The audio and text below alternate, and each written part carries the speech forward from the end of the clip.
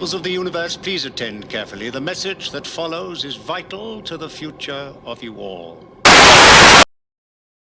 Yes, indeed. Yes, indeed. Hey, how is everybody? Good evening, good afternoon, good morning, depending where you are on the world. I do like the global nature. I'm not a big fan of globalization, but I do like the global nature being able to reach out and touch you, baby. Reach out and touch you wherever you are in the world. How are you? I am feeling particularly splendid today. I actually am, which is probably about a line. It's the 3 weeks, baby. It's the 3 weeks. It's time not to feel happy, okay? It's time to feel mournful. The 3 weeks, if you're unaware, 3 weeks of two pillars of Jewish mourning. You see, that's how much Judaism sucks as a religion. We have pillars of mourning, okay? We've got some really good mourning over here. Oh, great, marvelous. Oh, yeah, let me roll around some shit. Oh, that's good, yeah. So yeah, we have on Sunday, it was the 17th of Tammuz, the 17th day of the month of Tammuz, which commemorates the day the Romans, amongst other things, the day the Romans laid siege to the city of Jerusalem, and and then 3 weeks from now, or two and a bit weeks now, is the 9th of Av, which is the commemorating the destruction, not one but two. two of the temples. There's a process to be a third one, and that one might stay up. I was supposed to stay up, but there's been they were both destroyed, and that's when the so this 3 weeks you don't listen to music. So I normally listen to music coming in, right?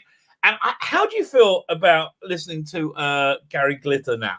Because I'm very conflicted, because we all know he's a kind of I mean, like, we all know that what he likes, you know, yeah, which is a bit weird. Yeah, no wonder he was popular at the BBC.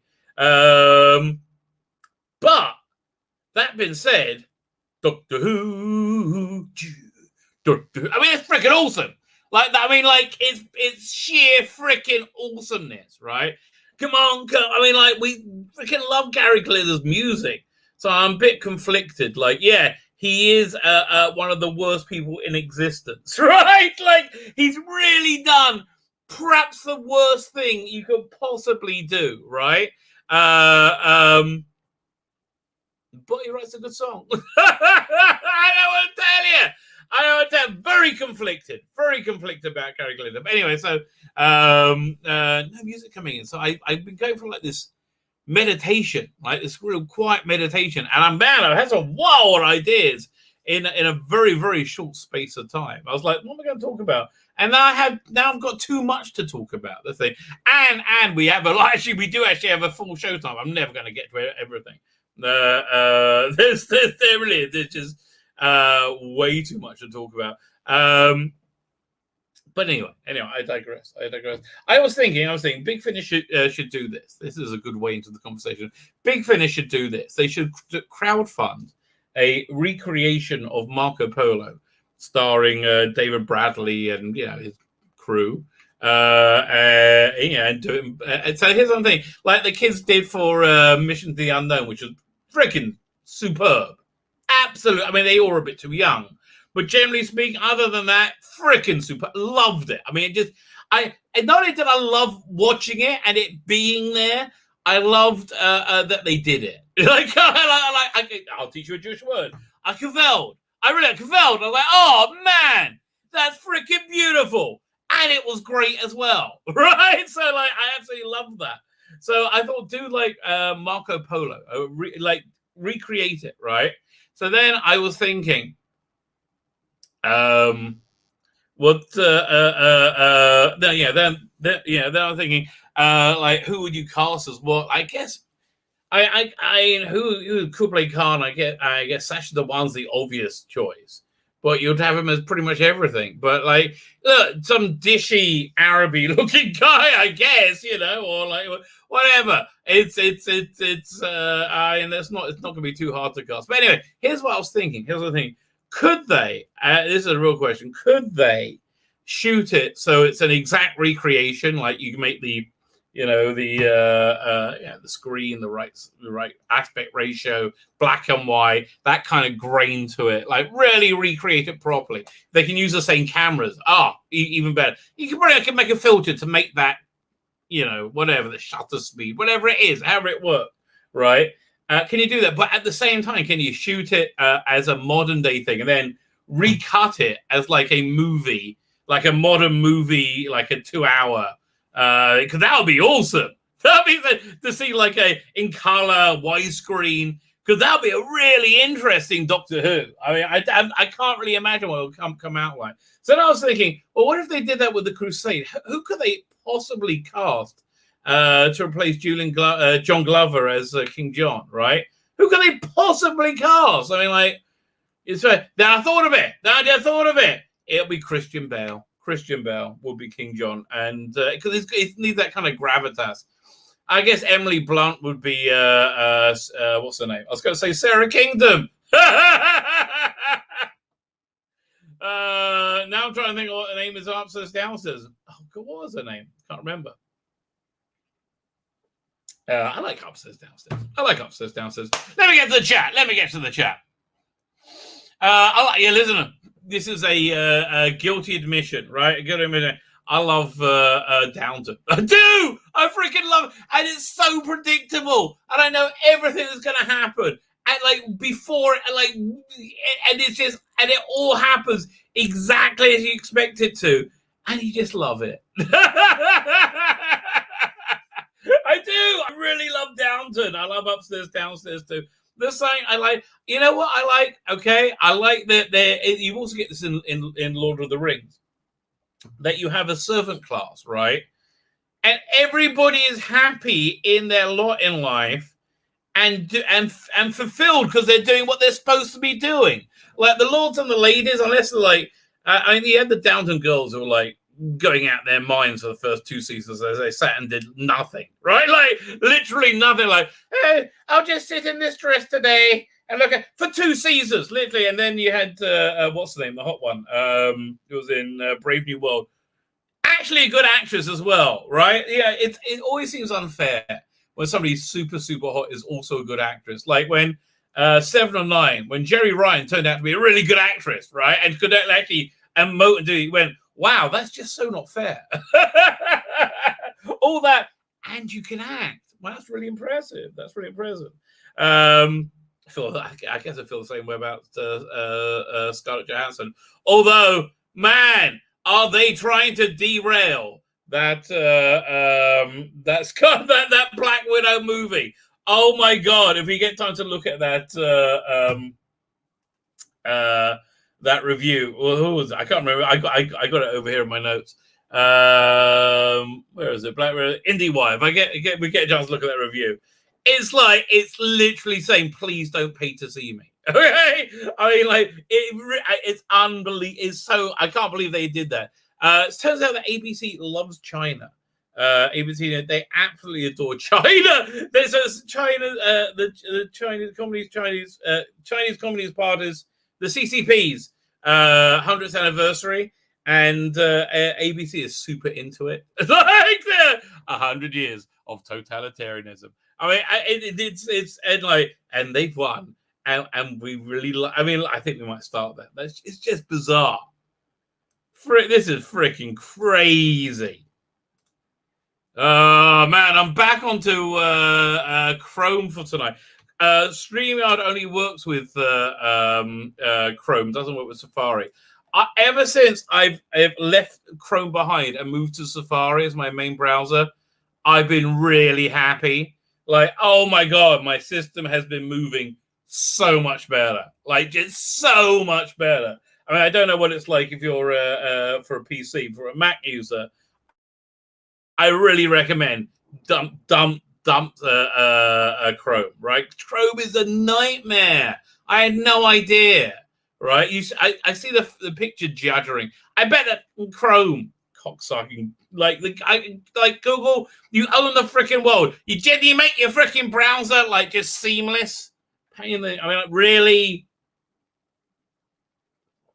I know. Disgrazia. Fine, we're looking at this thing over here. Where was it? There we go. Here, 1 second. We go to share screen. Disgratia, I say. I was going to do the chat. Okay, well, watch this. Then we'll get to the chat. This is just creepy, okay? This is just creepy. This is like, this is ABC News now, okay? This is like saying, we submit to our overlords. Here. Now, keep in mind, if anybody doesn't do what they're told here, they're going to get a bullet in their head.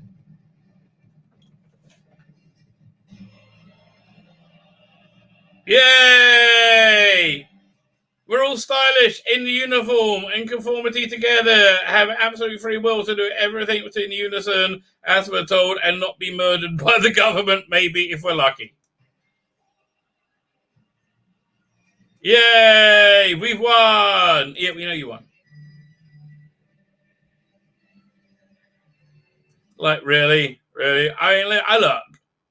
I understand Americans are a bit crass, and if you're American, God bless you. Americans are a bit crass. Okay, here's the difference between the English and the Americans, right?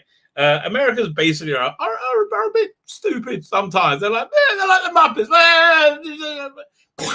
You know, that's yeah. Donald Trump was a perfect American, right? I love him. I'm so glad he's back. He just came back. I'm so happy. Right, I really missed him. He's crazy. No wonder I liked him so much. He's just so funny and fascinating to watch. I could just watch him for hours. Okay, it's really weird.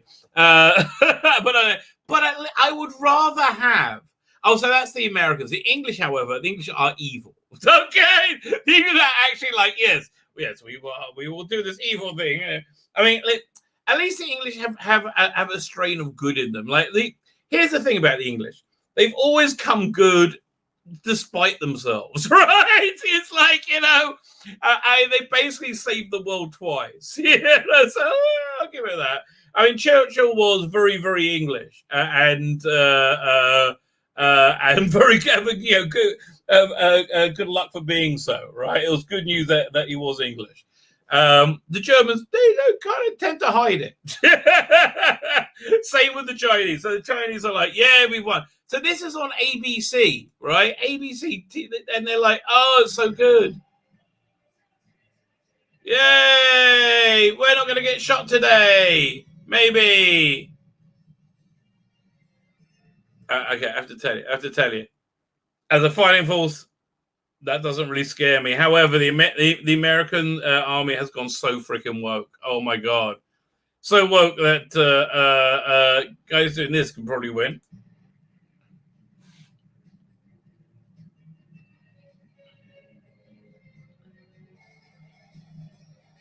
Okay, this is okay. This is not. Is this a real tank? That looks like a toy. Are they supposed to be toy soldiers? Is that it? But this is weird. No, it's a real tank. It's frozen. Bloody chrome. Freaking hate chrome. Maron. There you go. Yeah, no, nothing creepy about frog marching in victory across America. Ah! I don't think this is the clip I wanted though, because they were talking in it, saying like, we're not putting up with any crap. No one's going to bully us.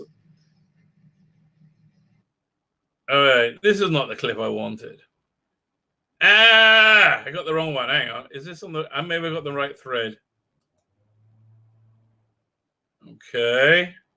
Now it's frozen bloody solid. Bloody. Oh. There you go. Oh, there I am. All right.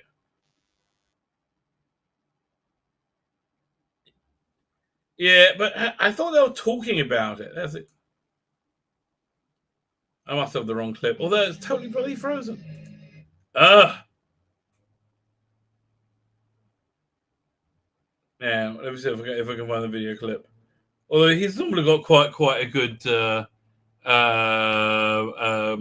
place to go to find interesting stuff. Well, I am looking for something specific. This is crazy. This is crazy. Rudy Giuliani has had his law license taken away without trial, right? It's insane. It's absolutely insane. So Shonda. Fine, let me get the chat. Let me get to the chat. Let me go. I'll close that. But you know what I'll do? You know what I'll do? I'll close that, but I will open this. I will open this. Go to share screen.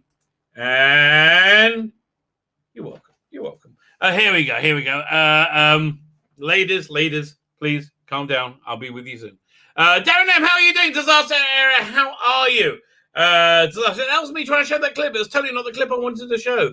It was like, I think it was CNN going, oh my God, they're so great. Oh, they're so great. I'm like, dude, no, it's not great, okay? They're totalitarians. That's normally bad. You're on the bad side now. You're the Hunger Games people with the curly beards, okay? That's on TV. And even what's her name came good in the end, who's been making those crap movies because she thinks she's a feminist. What's her name again? Elizabeth Banks. Elizabeth Banks spent, I mean, she's coming up to her 50s and she's still hot, but she spent a good 45 years being super hot.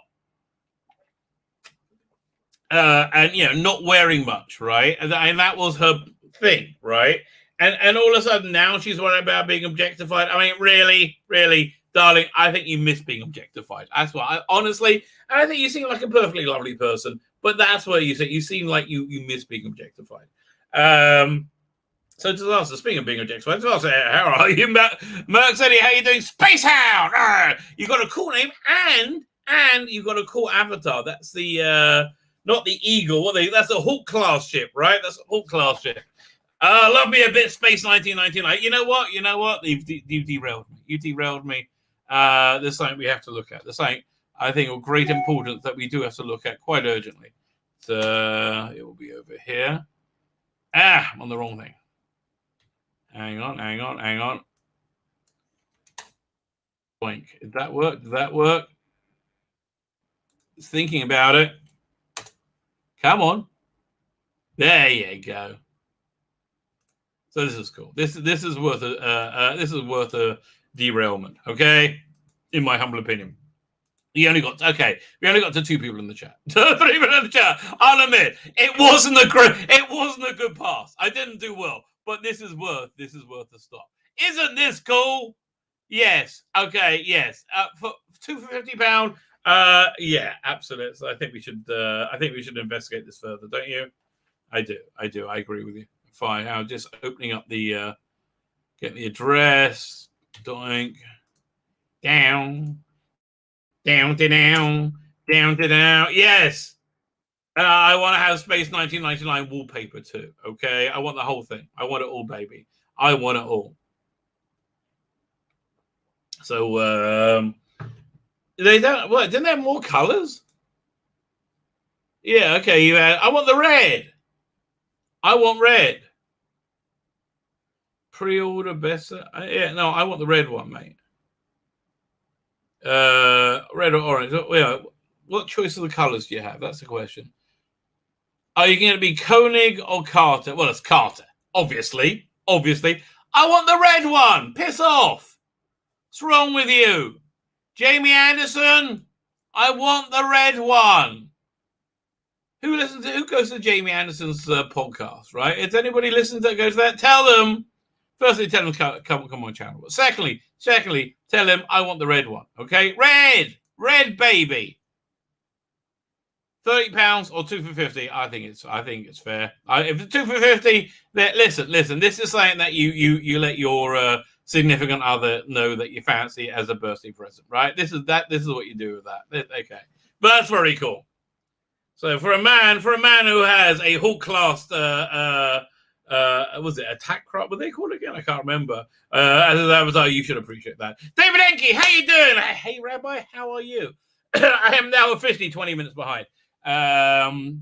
Dipro Salik, how are you, sir? CK Charlie Chat, how are you? Derek Madison, it's 5 p.m. there in the UK. I do. That's why I call it Live at 5, baby. Live at 5. Everything's in the branding, baby. Everything's in the branding. The Osgood Engines. Please tell me the title is a joke because I want to see Tom Baker's agent get destroyed by Dr. Karen. It's not a joke. It's a rumor. And it's a rumor that my journey with it is this. I go first thing I go, bollocks. No way. Right? That's my first reaction. I go, oh, but wait a minute. It could be that. And then I go, oh, but wait a minute. It could be that. So I've got two options for you. That'll be my first thing we get to, right? First thing we get to. What the Romans ever do for us? Exactly. Lucian, sorry, I've missed some of the stream. Tom Baker's coming back. That's the rumor. 20 minutes later, I answered your question, mate. So then, I may not be fast, baby. I'm not built. I'm built for comfort, not for speed. Jonathan Cox, how are you, sir? What's the name of that very, very hot actress? She was in the Norm Macdonald show. Something Jessica Cox, I think, was her name. Maybe.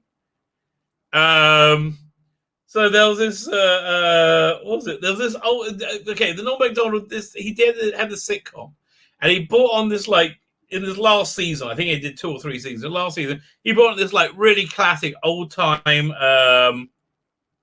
stand-up guy as his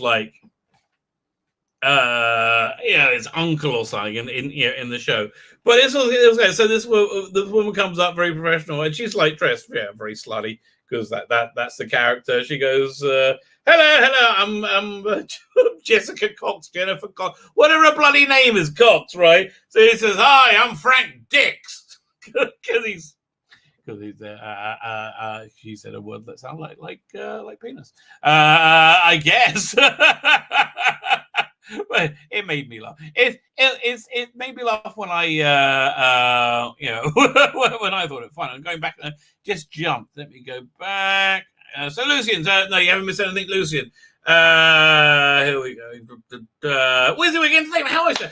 I want to come back on your show. I've been in your show for ages. It's always fun. And by the way, if you can put your channel in the chat, it's great. It's a great channel. He has really legitimately great guests on, and they're really good laid back chats. I do recommend. Keely Chow, how are you doing, sir? Oh God, I hope you were still here for your plug. Right, you said you're going to be here for 20 minutes. You guess you'll never know. I prefer Safari over Chrome. Yeah, absolutely. Yeah, I am over Chrome, baby. I am over Chromed. Logan 5. There is no sanctuary. Safari is goody, lol. I guess it is. I don't speak young person. I'm sorry. I'm not down with the kids, baby. I'm not down with the kids. Okay, I'm only 12. Sanako 24. How are you, sir? They're probably worse dictatorships to be conquered by. Let me think. I don't know. Mongolians, maybe. See, this is why I think America has a great merit, right? A great merit that it can exist on for many years. That at the end of World War II, the Americans came to Berlin from one side, right? And the Russians came from the other, right? And they basically surrounded it. So the Russians were actually a bunch of irregular troops, like the Mongol horde. They were literally Mongol hordes. Now, what they do when they conquer a city is they rape everything, regardless of age, gender, species, everything, right? So they flooded into Berlin from one side, right? And then the Americans closed off the city. So they couldn't get out. I know it sounds vindictive, but I'm reasonably chuffed about that. Duck go bet Bezor. I don't know what that means, but whatever gets you through the night, baby. Whatever gets you through the night. Duck said it. I think I've said that. Stats Nuremberg. Yeah, oh yeah. And yeah, they were talking about the Chinese. It's so. But like CNN, they'll oh, it's so good. Yeah, look at them. They're all so together. I'm like, oh God. Yes, Cal Lynch, how you doing? Oh, I got a show on tomorrow. It's probably going to be too early for you. Yeah, catch the rerun. I'm doing a special. I'll show you. I'm doing a special Big Finish show, a live show early in the day. I'm doing it at 11 a.m. with Dwayne Bunny of Sirens of Audio, which is a great channel. Which has it's a great little podcast. I do love it. We're going to be talking about the War Doctor, right? A deep dive into Big Finish War Doctor range with the Sirens of Audio, Dwayne Bunny. I'm assuming that's how you pronounce it. He'll tell me tomorrow. But yeah, listen, I have to tell you, I think I've done the best Photoshop of Jonathan Carley into a doctor costume, right? I think I've done by far the best one so far. I haven't seen one as good as mine, if I say so myself, right? And he does kind of look like a younger John Hurt. Why they just dress him the hell up, okay, and do like that would sell, ding-a-lings. That would sell it. Somebody show Big Finish this. Anyway, so yeah, I forgot. Oh, that's what I was saying. Big Finish, they should crowdfund. Back 20 minutes ago, I was saying they should crowdfund a recreation of Marco Polo with the original with the Dave Bradley crew, right? Do it like, and I think again, if you could do it both ways. But here's the thing: you only get to see it if you back it, right? They then gift it to the BBC, which the BBC could then release, right? Commercially. That way, essentially, Big Finish have found a backdoor way into television production, because that's exactly what they'll be doing at that point. I think that's the direction they would like to go in. The other thing they should do, obviously, is what I've been saying for ages, is a subscription service. $3 a month for 30 titles, right? And they drop, and you know what? Manage the whole thing through YouTube. Make it your YouTube subscriber channel. You drop the releases. That way you don't worry about pirating, whatever. I mean, you can rip it from YouTube, but whatever. It's like you're putting a hurdle in, but you can drop you control the schedule, right? You control the schedule. That way you control the conversation, right? And I will give I'll start for 3 for the first 3 months, and then because you would then control the narrative, and then I think that would do very well. At $3 a month, that's the right price. I can imagine you getting up to 10,000 subscribers, easy, and for free. That's like an extra. That's a month. That's 30 as it was it. So it's 120. There's $360,000 of revenue for free, just for free, for just using your back catalog. That's it, right? That's just it. So that's again the two things Big Finish should do. I'll tell you about. We're going to talk about Tom Baker as soon as I get finished with the chat. He won't do it. Tom will actor off the screen. That's the good reason why they wouldn't do it. You're absolutely right, says Andy Cyberleader. You're absolutely right. That's one of the main reasons they wouldn't do it. Chibnall is renowned for keeping people away from him that make him look bad. But maybe, just maybe, he's up for making Jodie look bad. That way she will have to take the blame for the disaster that is the Jodie Whittaker era, right? I mean, that's it's a strong argument. Yeah, either way. And he won't put up with the BS from the woke crowd. I got an answer for that as well. I thought about all this. But this is a legitimate 4chan rumor. Okay, Matt Jones says, Grogu, how you doing? Are they desperately trying to recreate Grogu like Baby Yoda with Baby Boba Fett? Essentially what she is in Bad Batch. Amiga. Oh, we got to go and get Amiga. I mean, I kind of like her, but oh god, and you know that that is the Book of Boba Fett is going to be about her getting the armor, right? You know that's exactly what it's going to be about. The Eagles of True Spaceborne says Don't matter. Are they? Are they? You know, I had this idea. Okay, I've done a bunch. I should pull it out. Okay, next stream I will pull out. I've done a bunch of strips for Heavy Metal magazine. So I had this idea that imagine like a very precise Mobius type artist, right?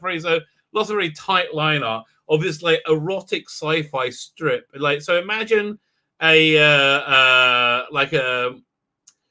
steampunk like Paris background with like airships and like flying dinosaurs with people riding them on the background. That kind of wild kind of world.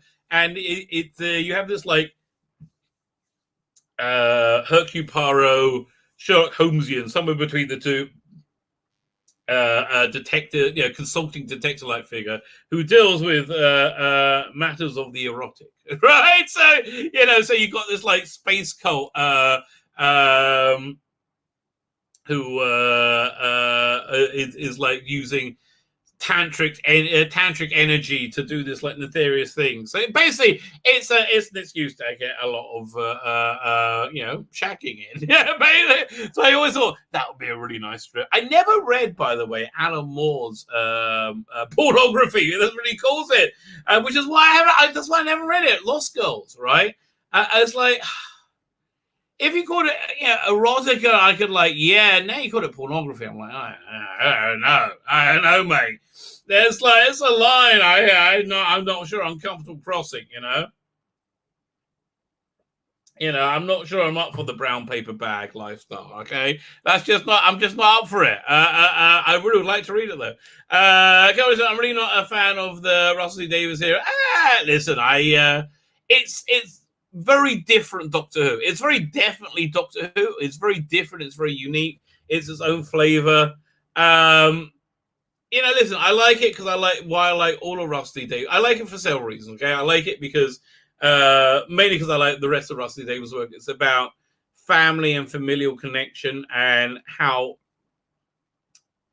it's like the most important thing there is in the world, right? And how it's like, and I think he's fundamentally correct, right? I really do. I think it's a real truth.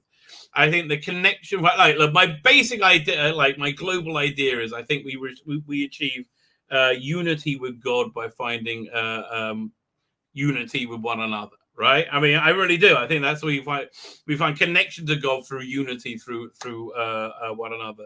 And he's so right about his unity that you don't like pretend that people don't have foibles or they're negatives or but you just love them for everything. That's why I love all his characters. They're all like, they have pluses and minuses, but they're just lovely, right? All his characters are just absolute. Oh, crap of God. How they lovely. We have a guest who's joining us, but I forgot to send him the link. Let me just do that right now. Oh my God. Here, one second. I'm going to leave him a message. How do I do this? Okay. Hey, is this recording? Oh, it is recording. Okay, very good. I'm on the stream right now. I totally forgot to send you a link. I'm doing it right now. Okay, so send that. There you go. Fine. So, but like that's the main reason I love that era. I just his makes real genuine characters who are flawed, who you love, and their connection is the most golden thing. That's why I think that it really reached the peak with what's the name, the Davros three-parter, whatever. What was it called again? When they're all the companions around the TARDIS together, flying the Earth, like tracking the Earth. That wonderful Murray Gold music, but that's the Russell T Davies era. It's just this wonderful connection of disparate things together. I honestly, that's why I like Love and Monsters as well. I mean, because that's really what Linda's about, right? I just love that, like, group of misfits just came together, right? That's why I like that. That's one of the real reasons I love Russell. And he's also a great recorder of genuine humanity, right? Like of what a reflection of what humans really are like, in a kind of wonderful way, there's a scene in A Very British Scandal, which is about the Jeremy Thorpe scandal, which wouldn't be a scandal today, where basically this very gay politician who was very good, apparently. He seemed like a really decent bloke, but this very gay politician, it was illegal to be gay. And then when it was legal, you couldn't come out. And listen, I'm not going, even though I'm a Bible thumper, right? And I'm like, I'm on that side of the fence. I don't think it's right to persecute people that way. It's like, I just don't think it's, I think that was messed up. Anyway, so he had these love letters that he wrote that they were then discovered through a series of stupidities. And he's like, but he had a second wife who was essentially, a sham wife, although he did have a couple of kids. So listen, he was able to do the deed, which amazes me. But I think he was able to do it out of duty as well. That's what a husband needs to do for a wife.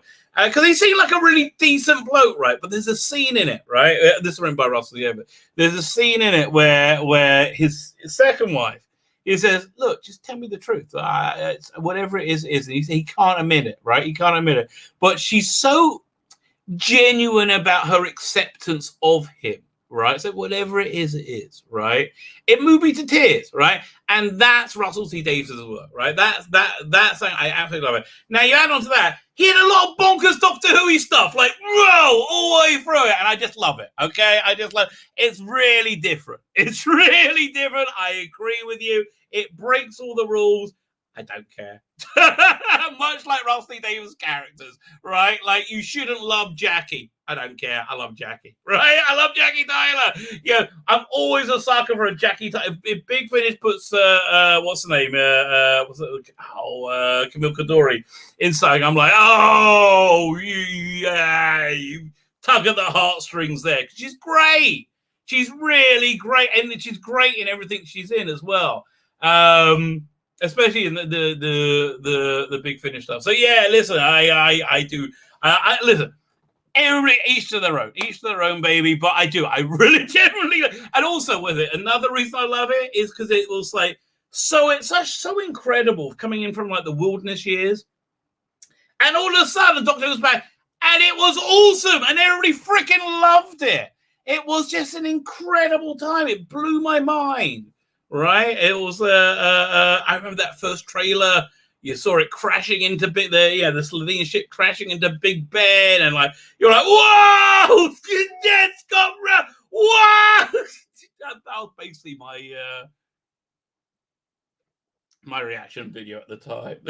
That's when I lived in Miami. Oh man, I had this office that was like it was like this addition to the house. It's a Miami house with a corrugated iron roof.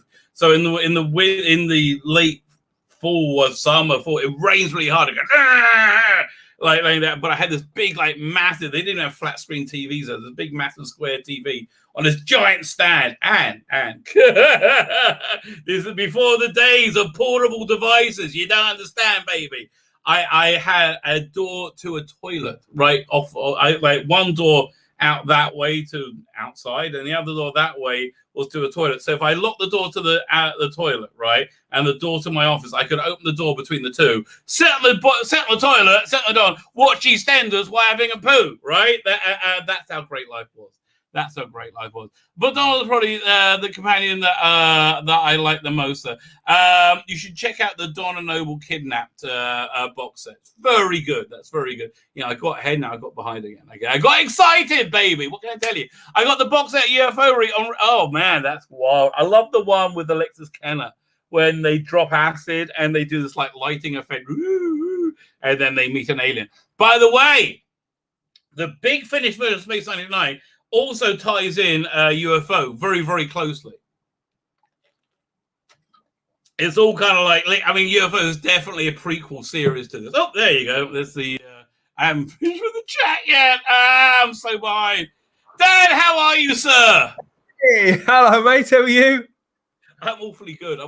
I've been waffling for a long time, but I come up with interesting stuff. I have to tell you. Oh, good. Yeah, okay. Where should we start? What's going on first? Fill me in. I've been working all day. me think. Oh no, well, we can talk about. I have to finish with the chat. Then we got to talk about Tom Baker. Is Tom Baker coming back? Sounds good to me. It's a you tell me. Well, listen. I'll give you the arguments either way. Fine. I'm just with Retro Dickie is here. I'm just with Matt Pot. How you doing? Matt, when we doing Mask of the Phantasm? What's up with that? Well, that's that's my fault, boys. My fault. Let's get that sorted. Well, it's Matt's fault for living on the other side of the bloody world. What's going on? Matt, I got to get you on my channel more. It was fun last time I made you on. Good guy. I was going to say, as a creator, maybe, says Coes, maybe. Okay, I'm 20 minutes behind. I can catch up. I can do it. JJ Hunt is here. And it just jumped. Oh, boy, did it jump. Man. Okay, fine. Okay, well, somebody add this to it. Audible has the actual audio of Marco Polo. I recently bought it, but I haven't had the chance to. It's very good. It's very, very, very good. Marco Polo is awesome. Yeah, I love the Doctor Who story. Doctor Who story. Yeah, okay, okay, I'm going to tell you, condensed down half hour into a real short amount of time. I had this idea. Big Finish should do a crowdfunding campaign to do a recreation of Marco Polo with David Bradley and his crew, much like the Mission to the Unknown recreation. The only way you can watch it is if you back it on Indiegogo or whatever, and then they don't release it; they gift it to the BBC to then release or broadcast. I like it. And then they become produced. It's such a win-win. Like everyone wins, even the BBC, and they need a win. They definitely need. Yeah, they do. Oh boy, yes, they are.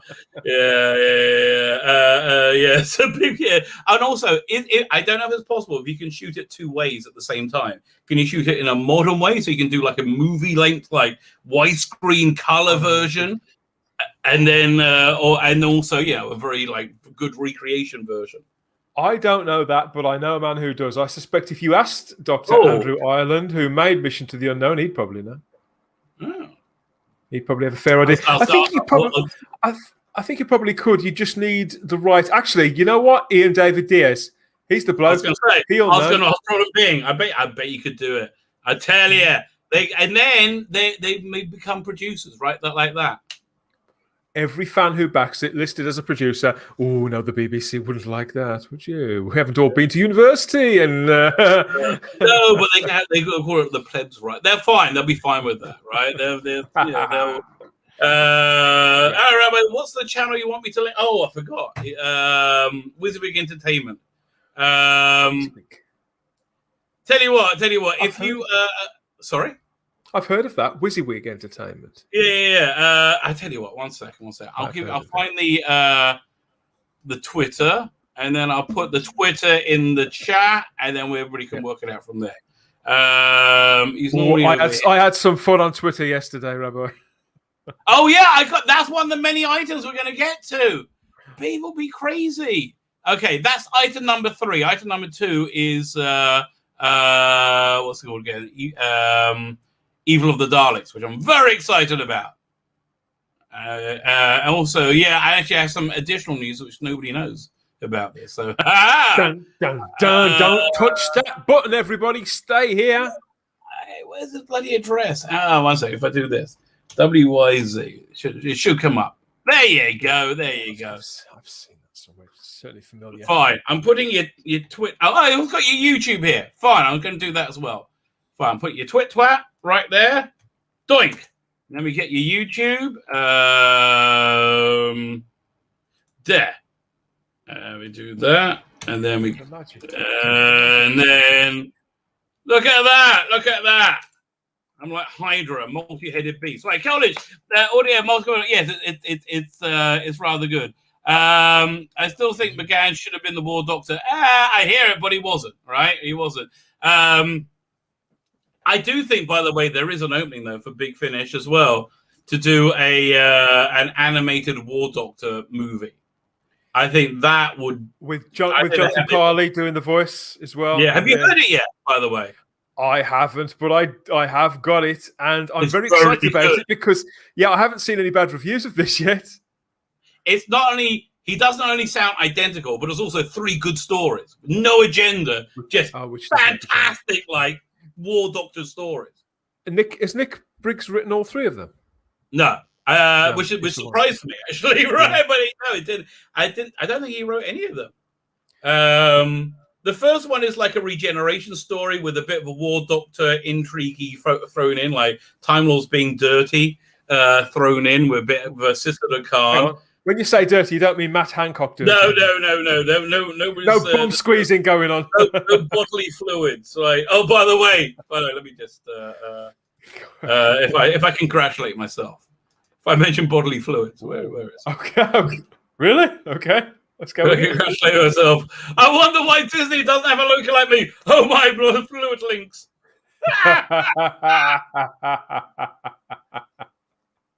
I can't remember who it was, but listen. Vintage work, Rabbi. Vintage work. It was. This is how much work I went to.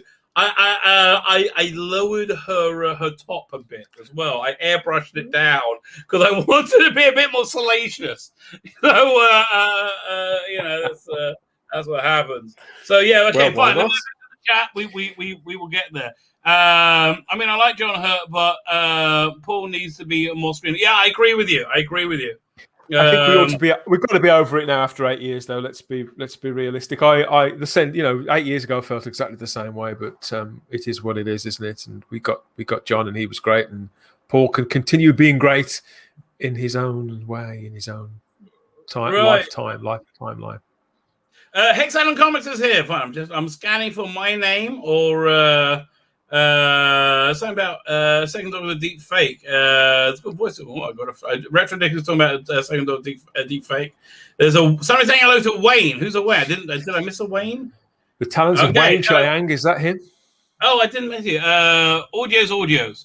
I don't know what that means. Problem being saying audios. Is this code problem being? Is this some sick sex thing? Have you ever seen this movie? What's the name with Natalie Portman? And I didn't hate it. Natalie Portman and a guy who should have been James Bond. What's he called again? Clive Owen. Let me think.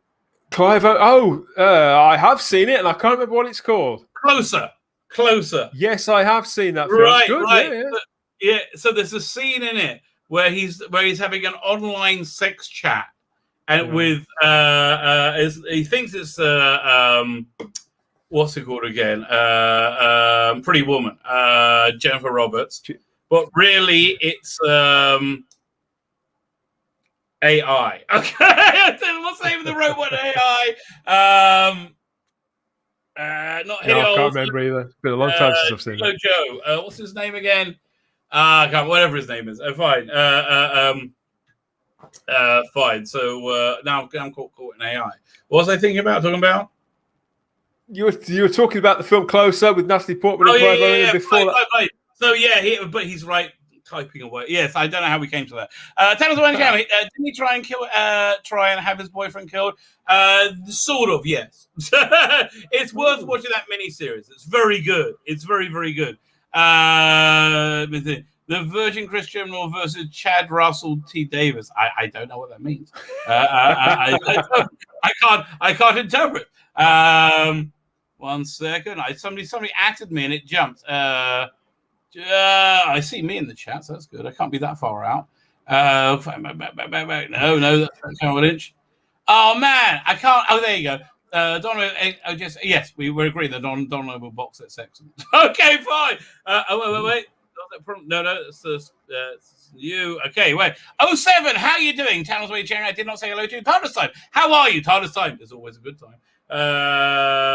You could film it in color on widescreen and crop. That's what I'm thinking. Yeah, he's saying the same thing. But yes, you can film it in widescreen and crop it. That's totally what I'm thinking. Right, and again, this will be something the BBC could. Yeah, it's a win. I've realised, by the way, they're making. We guaranteed to 7 good episodes of Doctor Who this year now. Because we are. Because of Evil of the Daleks. It is something to look forward to, this release. Because I realised this was coming. I suspect that this was why they updated Power of the Daleks last year, because some of the elements, obviously, they will be using the same elements that have been refined. Probably, yeah. Total Simon's very excited for the Daleks. I'm going to get it for my dad because he was the first Doctor story who remembers of watching, and it's a 6-4. Excellent, love it, love it. And this is like the gold. This is like the last. We're gonna. Okay, when we get to this, we're going to look at the other stories. Queen Charlotte here. How you popping in? It's in between dinner. It's nearly dinner time, Charlotte. I hope it's something good. I do hope it's something good. Do you like it? Well, I don't know. I don't know. Tom Hardy? No, not Tom Hardy. This is before Tom Hardy. Clive Owen's accent's way too cocky for. I reckon he could have done a Bond though. Jude Law, PD Rich says Jude Law. You are right, sir. You are right, Jude Law. Gigolo Joe was Jude Law. Fine. We'll get to the Tom Baker story first. Oh, God. Okay. So what's the old rogue doing now then? So the rumor is, the 4chan rumor is he's going to be appearing in season 13. All right. So there are. My first response was no. Maybe. Okay. So they need to replace Captain Jack, do they not? Yes. Captain Jack is no longer he's cancelled. Viable. Yeah. No longer viable, right? Who would be a better draw than Captain Jack? For them, it's a huge win. People would they would definitely get a huge bump in the ratings, right? And if he comes in as the curator replacing Captain Jack, then they have a huge win. Oh God, I've just had this sinking feeling that they may actually do this, and we'll have to have. See, you see. Okay, that's option number one. Option number two. The rumor was that from about 6 months ago there was going to be a TARDIS interface, right? Which will be a classic Doctor. So that's something that Tom could easily film in a remote location. Like do kind of like the first Doctor and the 3 Doctors. Like he was like, because I can't see him being that capable of even being as present as he was in Day of the Doctor. It's a long time since there was a curator. Oh, God. Please don't do this. So listen. Look, for Chibnall, it's a huge win. It's guaranteed ratings. It is. Yeah. Right. And there's a hole they need to fill. I was thinking about this earlier in the week because Titan, I think they've pulled a Captain Jack comic that was due to be out to tie the season to series 13. Yeah, so they've pulled that, which means, and that did line up to an episode, so he must be in one of the episodes, unless they're waiting to hope it all dies down. Because I think. Oh dear. In which case, they will almost certainly have had to refilm, unless they just cut those plot strands away completely. Which I think, Chris Chibnall. In my view, he's a lazy showrunner, and that's the lazy thing to do. It depends on how seeded it is into some sort of big arc that he's got planned that has to wrap up in that production block. Peter Lynch has of course the real spoiler here. He's going to be appearing in season 13 as a Time Lord who kills off the 13th Doctor. I could live with that. I'd be okay with this, Peter Lynch. I think we all could. That would absolutely work. Giving Tom Steele approval. He already has done. She was in Scratch Man, I believe. Well, I'm surprised they didn't do an adaptation of that. I really wish Tom was there, so the current Doctor would suddenly wake up as Tom and realize it was all a dream. Well, this book I'm reading, which I hopefully I'll get to more this Sabbath. It's called Season 12. It's alternate season 13, which erases season 11 and 12 really well in a really good thing. It's that first chapter is quite good. He has a YouTube channel. Was it Alex? Oh, I'll find it for you in a minute. And he does like a book on tape on the channel. Cool. I look forward to hearing that one. There's some very inventive fan audio books and even full cast stuff out There's there. a lot on YouTube.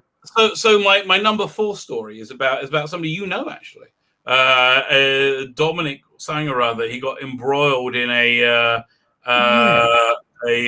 wrong side of history. As always, these people on the right side of history, they always end up being perverts, right? They always end up being like unable to not touch children. Like really? I'm like I don't know. They always end up being weird some way. Dr. Alex, that's the one. Thank you, Darren M. Yeah. So Dr. I'm on chapter 3 or 4. I'm enjoying it. I am enjoying it. So it's got my seal of approval. That's all I can say. I see. Send them a review. Yeah. No, I want to read a few more. Then I'm going to do a few reviews on these. Do a proper review. Yeah, that sounds good. Sounds good. I like that. There's an audio drama, and I can't remember what it's called, but it was Queen Charlotte. If Her Royal Highness is still in the chat, unless she's gone for her royalty, and she pointed me in the direction of these audios that are on YouTube, and we reviewed the first one, myself and Ian. We did a bit of a review on it when we used to do the type of over 40 shows, and I had a really good time with it. The first one, I thought it was. For a fan drama, great. Which doctor was it? It's the one where it's a ginger doctor. He looks a bit like Dominic. Also, it's their own doctor. Fine, because I often find when they try and do in person, I like even the ones that everybody says are good. It's a new doctor. Just they don't land for me. I got to listen to some more. But so this guy who got embroiled, he's done a bunch of like audio drama. He's just been hired by Big Fish. Yeah. So again, that's number 4 story, right? Interesting. Yeah. So 1 sec. So here, 1 sec. Let me share screen. There we go. It's a Chrome tab. We're looking for a Chrome tab. It is. Oh, there it is. Found it. Missing mentioned either of the Daleks to be animated. So this is a big deal. This is they're basically one step away now, I think, from releasing a full season, and it's going to be mostly animated. Is it that close? It's they need the Highlanders, and then I think there's 2 episodes of Underwater Menace that I'm missing. Gotcha. Okay, yeah, that does make sense, because the Highlanders, I did hear somebody speak from the team that puts these together, saying the Highlanders, even though it's only a 4-part story and there's no monsters in it, apparently because of the changes of scenery and the changes of costume, it was one of the more complicated ones. The Highlanders and the Crusade are the 2 monsters they can't do. Yeah. I don't have the they're 2 tough ones. But anyway, by the way, so my exclusive bit of news about this release. This is not the Fury from the release, Fury from the Deep team. This is the Macroterra team, right? Very different experiences. Macroterra and Faceless Ones team. So this is going to fit seamlessly into the rest. They're doing the whole season then. That does make complete sense. I know there are 2 different teams working on these releases, but I don't think I'd quite worked it out in my head who's doing what and at what rate. But that would they're doing two of these a year. But because you can tell by the art style. So let's read what they're doing. Watch the clip. The clip's good. Have you seen this yet? I haven't. No, this is going to be new to me.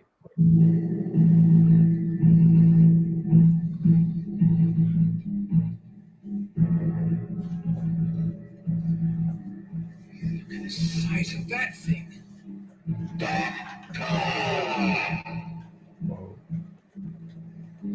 We meet at last. I wondered if we ever would.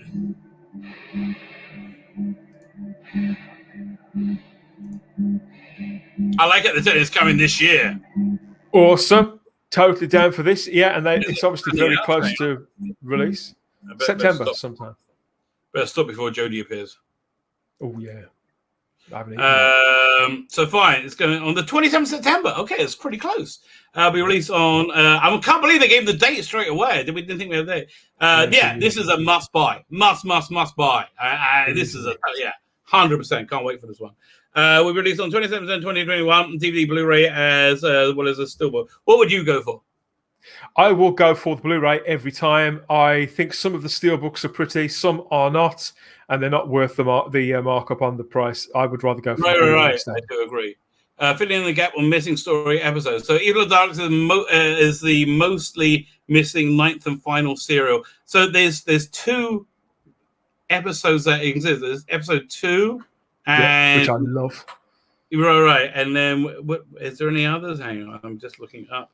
No, there's only episode 2. I bet so. That's going to certainly be on. Well, there's going to tell me what's going to be on in a minute. Must be blah blah blah. The original aired in 7 weekly parts. Okay, who cares? Announces the 53rd anniversary date of the final episode of the original version aired. That's a bit obscured. Okay, you animated something. Yeah. Even fills in another gap in the Doctor Who content lost to the Purge. Blah blah blah. 7 brand new fully. Yeah, we know. Shut up. Tell me. Okay, fine. Okay. Give us the money. Ooh. Exactly, money shot, baby. The Doctor practically traps and stars alongside his travel companion Jamie. Okay, fine. We know he's a Doctor. It's a great story. As the story unfolds, Jamie sets out to find the missing time machine, bringing them face to face with a very old enemy, the Daleks. Yes. So if you got the faceless, have you seen the faceless ones? I haven't seen that one yet. I've got it upstairs in my collection. Waiting to be watched. That's great, and it's a great segue into this because it's like a cliffhanger goes straight into this. I'll watch this in the run up to this. Then I'll watch this when it comes out. So this is the great thing about this. It's both this release and the last one. It's a very different feeling of Doctor Who, like and Macra Terror as well. It's a very different era. It's a much darker, creepier era.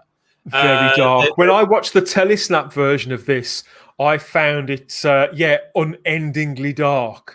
I wouldn't say it was depressing, but it was But it's always coming at you from a weird angle. So you've got this weird historical stuff going all the way through this.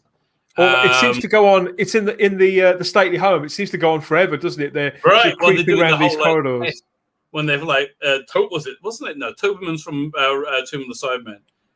The other big black guy. Yeah, there's a huge black guy in this as well. Yeah, right. No, he's a big Indian guy. I can't remember. He's a swarthy guy. I can't remember. But anyway, him and Jamie have their test of guiles between them, right? So fine. It's a bit, yeah. Fine. Let's carry on reading. I got carried away. Have a new master plan to conquer the universe. The Daleks force the Doctor to help them quest to humanize themselves into a deadlier living weapons. This particular story is notable for introducing the Doctor's companion, Victoria Waterfield. Oh, yes, baby. Don't you say? You've got history. You've got history with Victoria, haven't you? I do. Poor woman. First seen in surviving second episode, also for the presenting Dalek, and also for presenting the Dalek Emperor.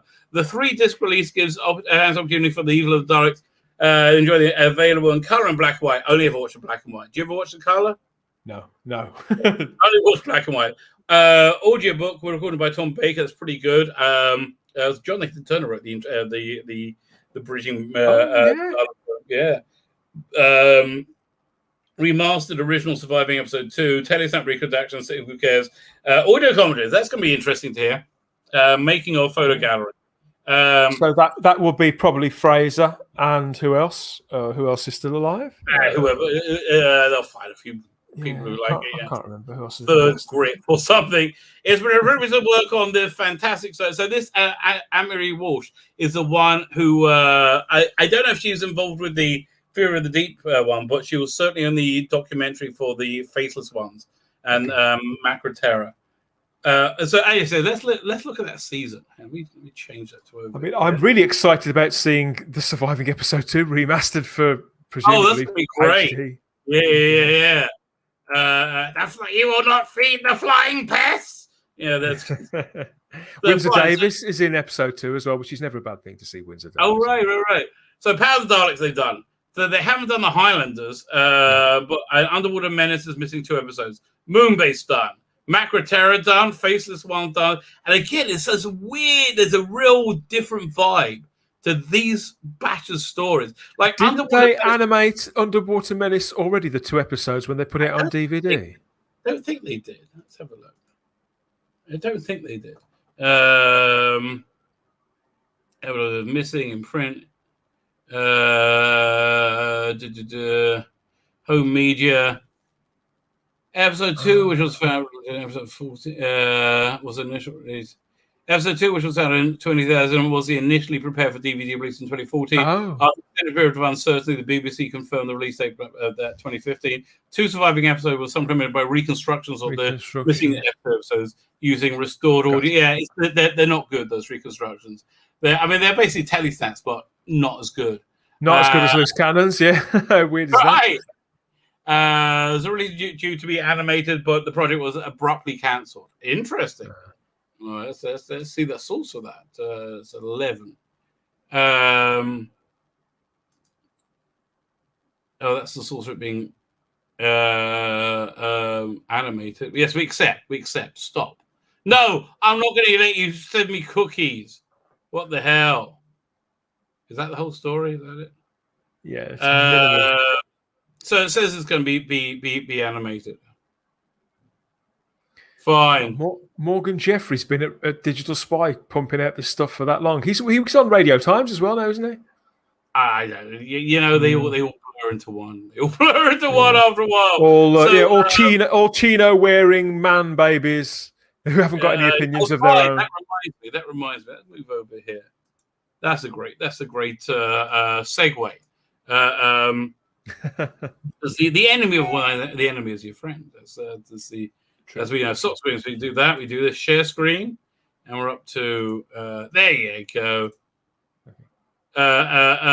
You were a bit of a time on Twitter yesterday. Well, it did look. It looks that way from the outside looking in, and I wasn't trying to be naughty. I promise. Problem being, I promise I wasn't. You kept being reasonable. You met with crazy people. So Ian Levine says something that's I think is expressing genuine emotion there. The terrible tragedy of Doctor Who in 2021. Think of the episode Rose. Everybody old and new loved it. We did. Everybody. It was like we couldn't believe how good it was. We were there. It was a fresh, new, true smash hit. Then just look at the sad, embarrassing, and pitiful state of Chibnall show. Disgusting. I think that a lot of people feel that way, right? Ian is a passionate guy. You know, I've spoken to Ian a little over the years, and wears his heart on his sleeve. He's probably being very kind, but he speaks his mind, and he doesn't pull any punches. I feel the same way. I feel exactly the same way. I think people read into his comments, particularly when it's just black text on white like this. People read in a nastiness that isn't really there. Ian's not an unreasonable man, but he is a very passionate guy. This is why the crazers are crazy, okay? I'm going to explain it in a complete nutshell, right? The crazers are crazy because they are full of shit. And they know they're full of shit, but they keep lying to themselves that they're not full of shit. Yeah. We know they're full of shit. They know they're full of shit.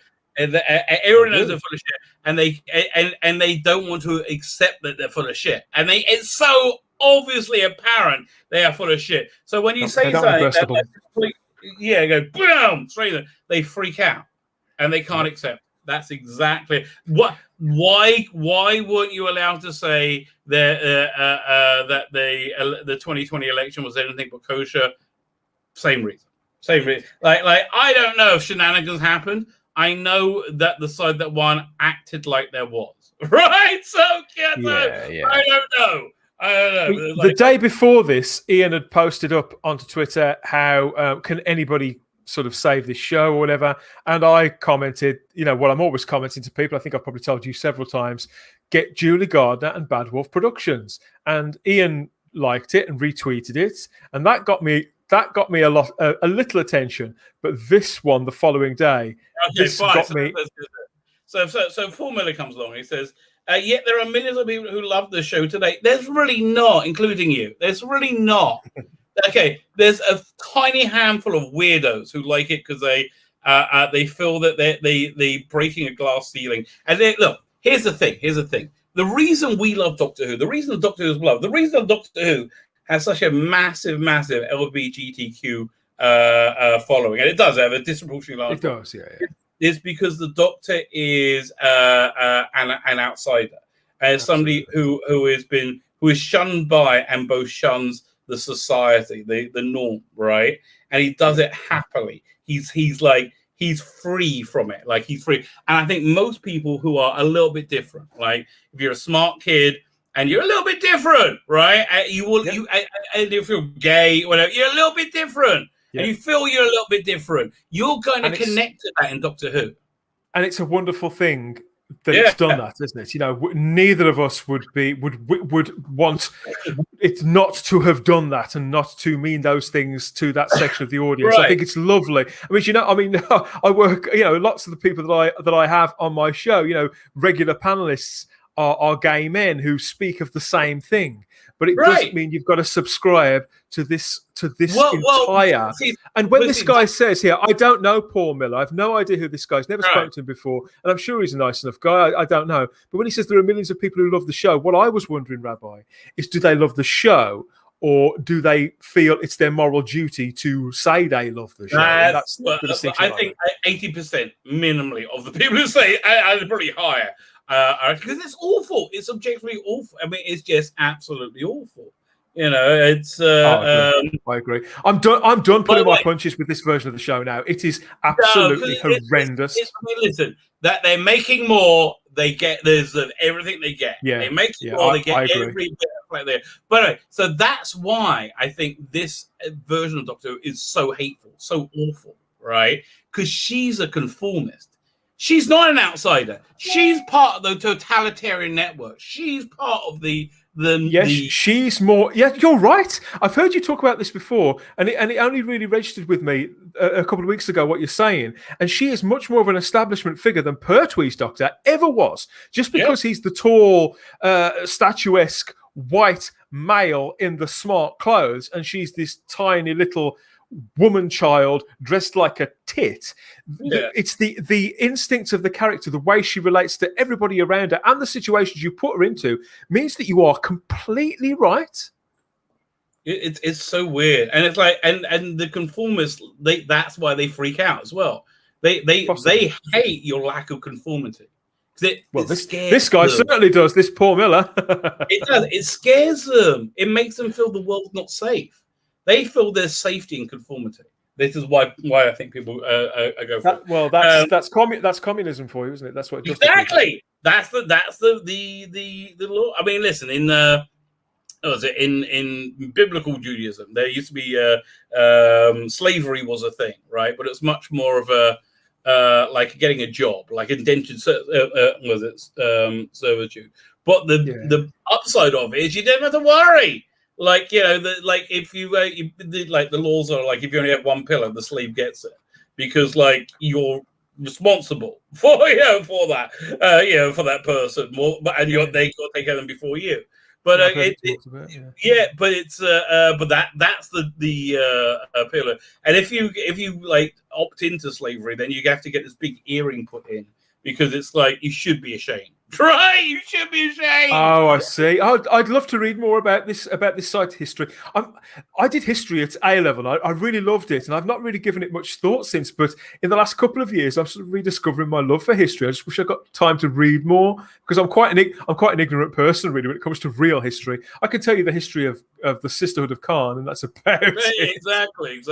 Well, actually, if I can like finally fulfill this if I can fulfill this campaign, which I've been so busy this week. It's killing me.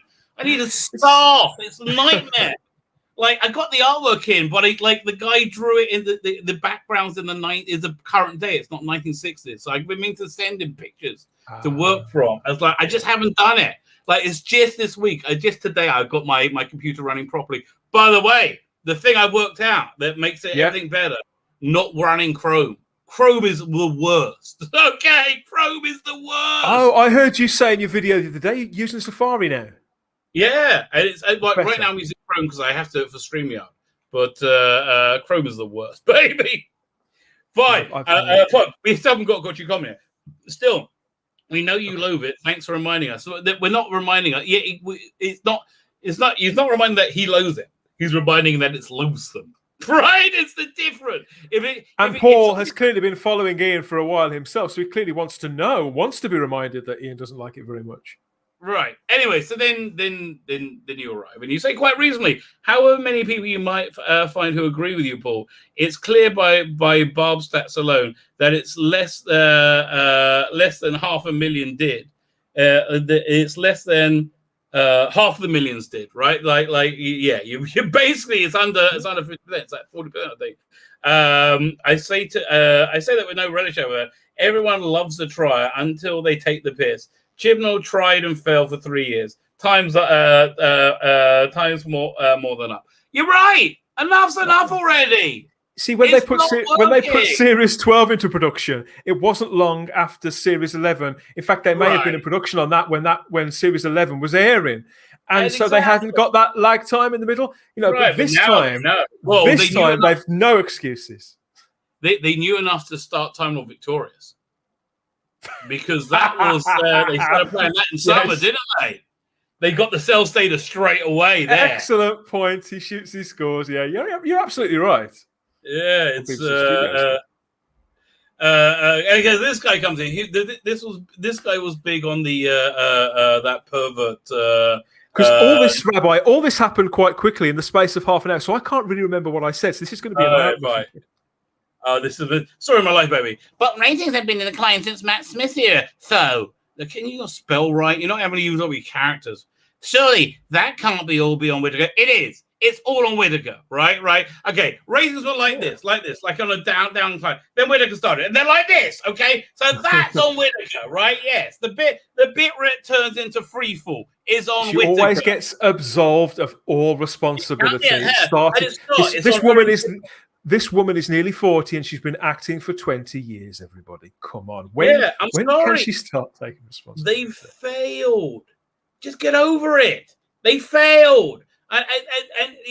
And that's the proof you don't like it for it. You like it for its agenda, which you pretend isn't there. Because if it just failed, again, we've failed Doctor Who. Have you seen the season 24 yet? Speaking of which, I haven't, no. But I'm again, I love Delta and the Bannermen, so who am I to judge? Exactly.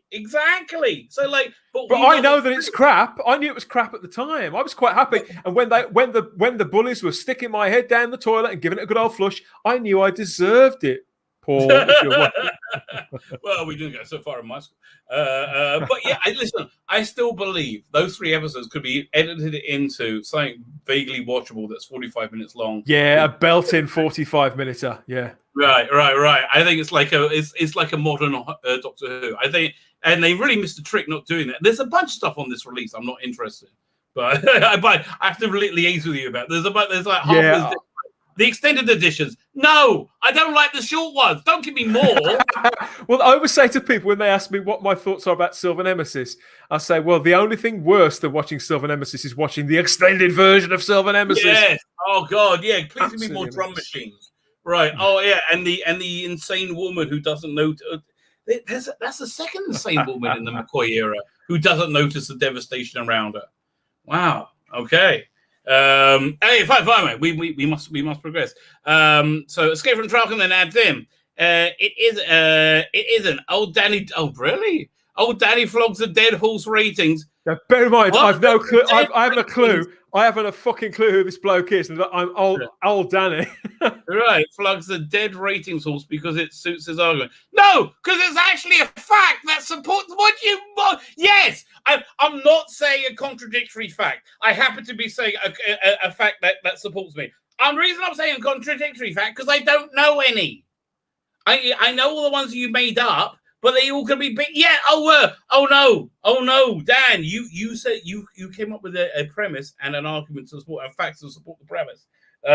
Yes, exactly. Well, yeah, I thought I framed it fairly simply, and that was all I really needed to say. Okay.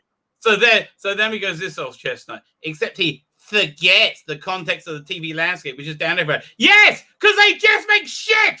I understand that. They only make shit. Can you stop making shit? And people watch the proof of that is When the few moments when they don't make shit, people watch it. All creatures great and small. Oh no, BBC are like, no, ooh, cis normative, head, ooh, Yeah, try explaining Escape from Traken to the producers, Jed Mercurio, the maker of Line of Duty. Try and explain this to him. Things are down all over. Try and explain to the makers of All Creatures Great and Small, as you were saying. Try and explain to the makers of any of the shows that do actually seem to manage to hit fairly big. But the bad shows, they're doing exceptionally bad here. Let's go to this one, for example. EastEnders hits lowest ratings ever. Just 2 million tune in to watch the soap. Why? Because every character suddenly is gay. Everybody's gay or bi. People can't relate to that show anymore. Yes, whereas Coronation Street is still riding high. It did lose some views, but not many. It's got twice as many viewers now as EastEnders.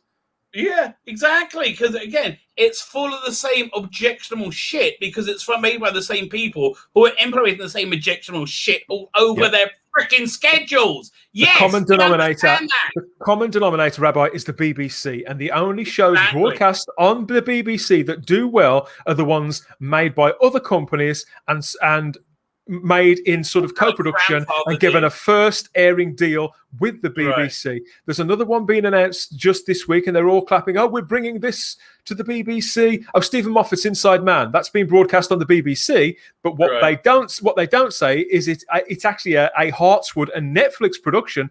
They're giving the BBC UK premiere on. Everywhere else in the world, it's going to Netflix, and about 2 weeks after the BBC show it goes onto Netflix UK as well. So it's all smoke and mirrors. They're all doing the BBC a favour. Anything good that you see on BBC One is made by some other bugger. Then you'll be able to watch it anywhere else.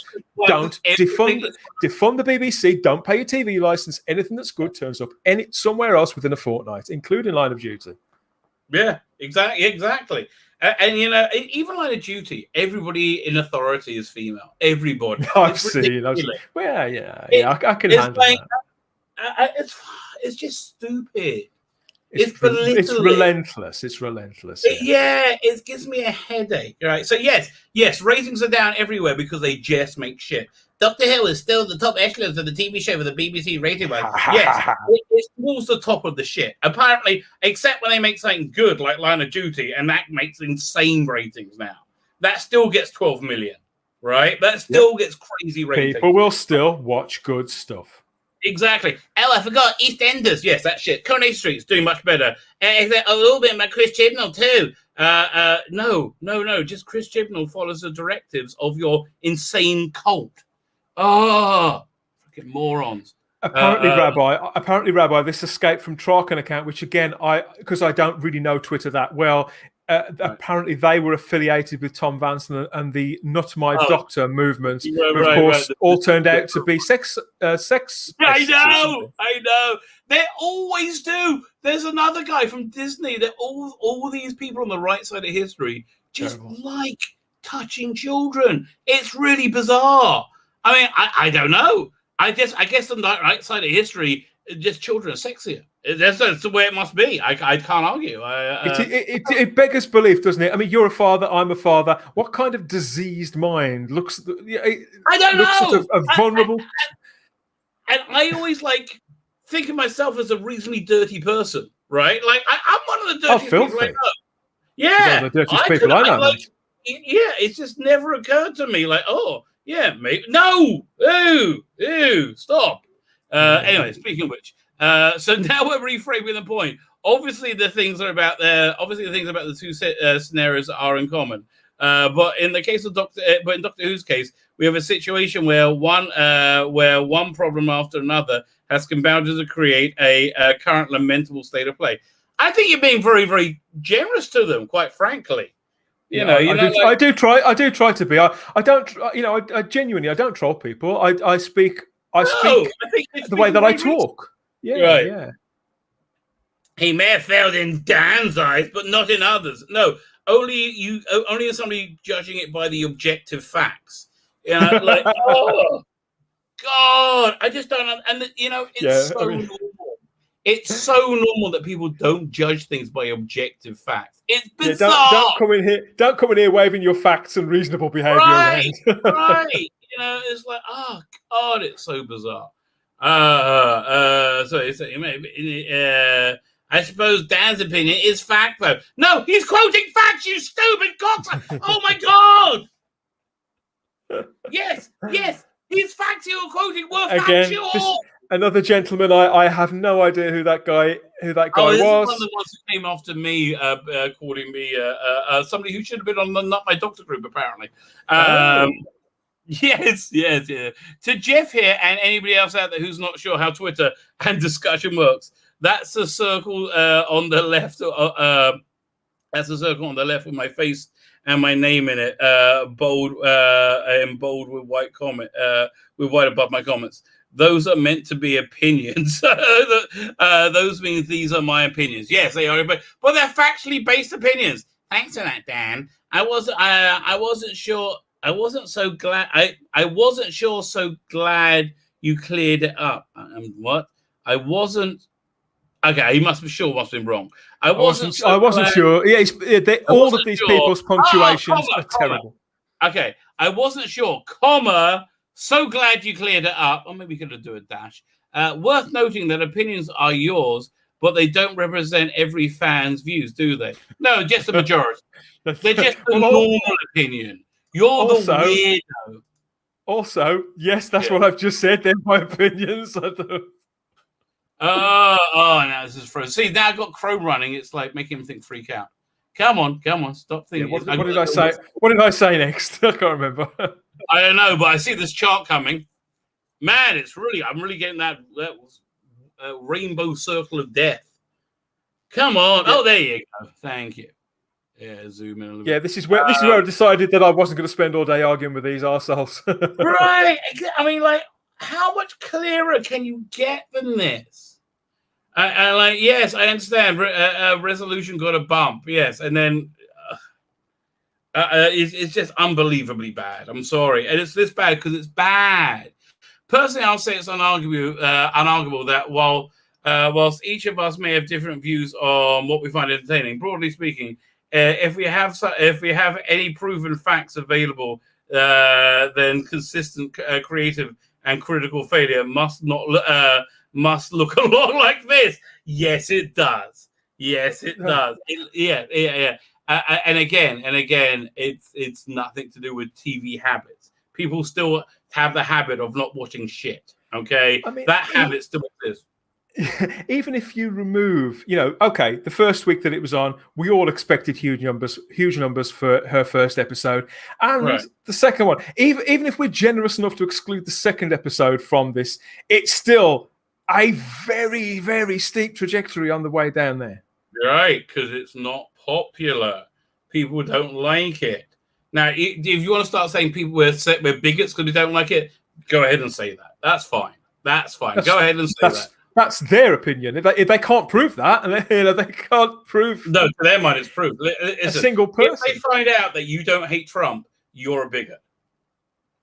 Yes, I've heard that argument as well. If they find out that you don't hate Trump, you are a bigot. TV habits have changed a lot over the years, but not fast enough for the decline to be natural. Okay, this goes to your side. I'll give him the snarky voice. It's absolutely notable, which doesn't mean people aren't. See, I feel bad. I'll give him a snarky voice, which doesn't mean people aren't still watching and enjoying. They are. That does mean this, which doesn't mean people aren't watching and enjoying it. No. There are some people watching, enjoying it, but you have to go with the generality. Technically, if there's 2 or 3 people in the UK that are actually watching and enjoying it, rather than just having it on in the corner of the room because they're waiting for Country File to come on or waiting for Call the Midwife, then whatever. Yeah. I mean, this is Rob, who's on the Doctor Who show. I know Rob a little. And he's a good guy, and I think he was just trying to smooth things over a little. So I appreciate that he was. Yeah. It's just not the same numbers, and that's the view from the centre. You know what? Fair enough then. That is a view from the centre. I do. I was trying to be generous, but obviously Rob there is being very generous and waving and going, "Whoa, go back to your corners, everybody." Yeah, but that I'm going to own up now. I also know Phil Newman, who's commented this. Okay, I've got very different tastes to Phil. Very different. Okay, I understand that. I mean, he's got a rainbow and a I don't know what the face things means, and I don't know what those things mean. I don't know what that is either, Phil. What's going on Okay. there? I don't. The terrible tragedy is that fans are so stuck in the past, or the past of it being good. Oh, I didn't stick around for it. I didn't read any of this. I didn't stick around for these comments. Oh, this is the best bit. This is the best bit. Oh, man. Okay. I missed my doctor. I used to go there and laugh. Oh, my God. It was fun. I really did. People think I'm just trolling them by saying, no. Come back, really, Tom. All is forgiven. Come and join the Rabbi. Really? They made me laugh. I loved how they got so upset. They're like, he said clitoris!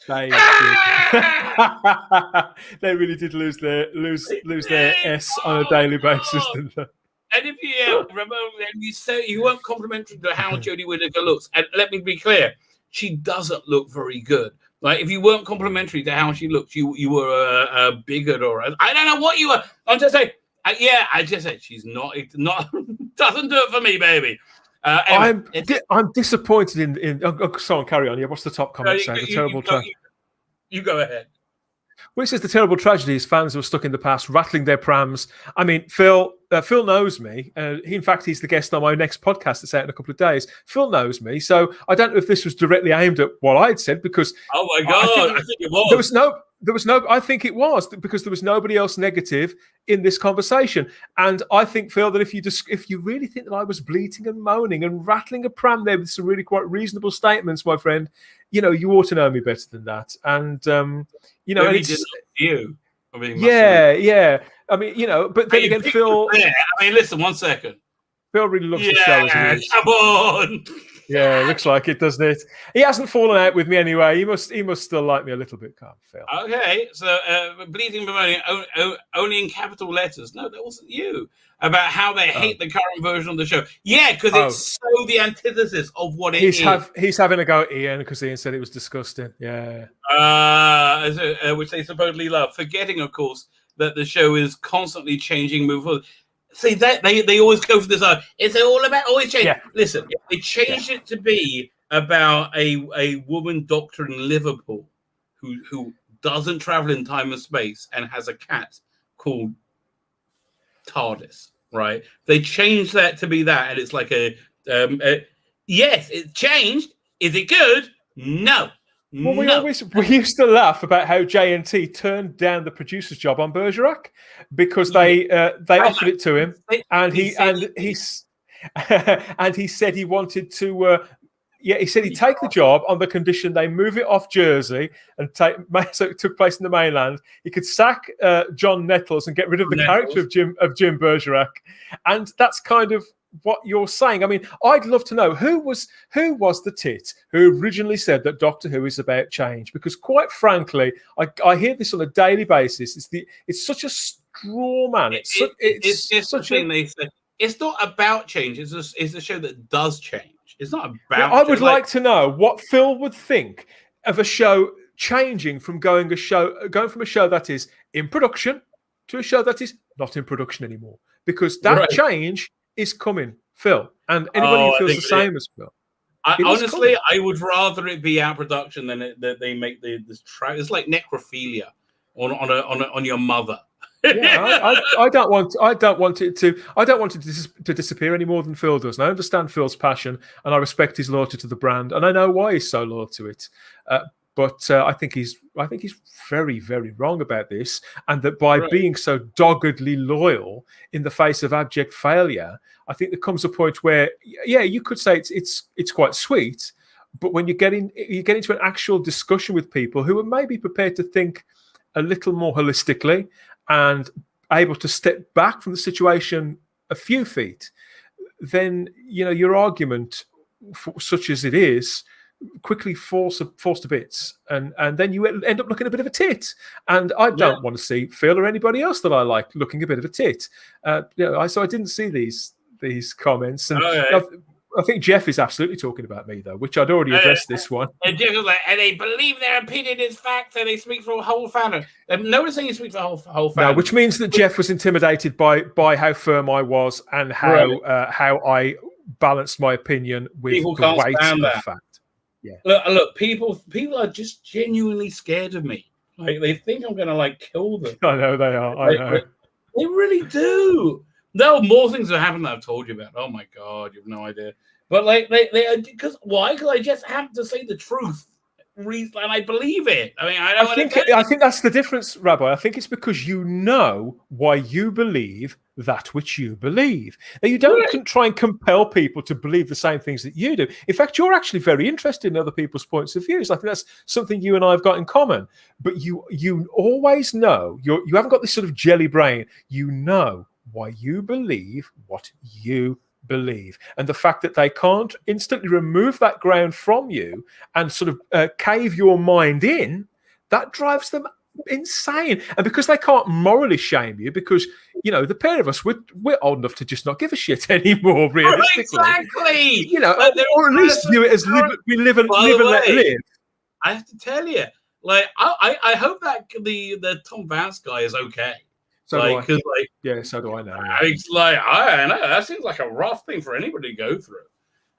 Even though I think he had it coming, but like, I hope he's okay. He did, but people have, you'd like to think people can live and learn, and at least things didn't get. Let's hope he's getting the help that he needs, because I believe that man has got a serious mental health problem, and he's only a young man. He's not. He's around the same. Yes. Yeah, he's around the same age as my eldest child, and when I see people who are clearly having a hard time and getting themselves in above their heads, I feel for them, and I do hope that he's getting help. Hope that he's getting help. Yeah, no, I do. I bet his life's better being off social media. I'd say so. That's always got to be good. So anyway, Phil comes back. If social media, so this is the old argument. In '66, you can imagine what a dreadful. Listen, here's the thing.